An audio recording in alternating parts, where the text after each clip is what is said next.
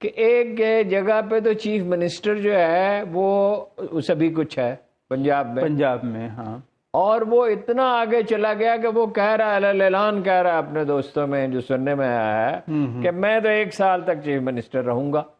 ٹھیک ہے.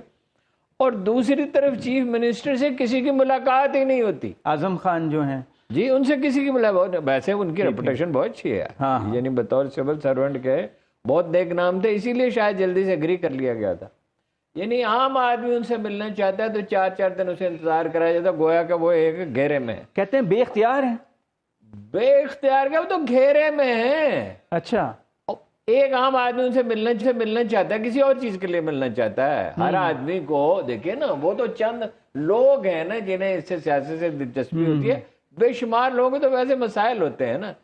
دیکھیے یہ عجیب تماشا ہے کہ ایک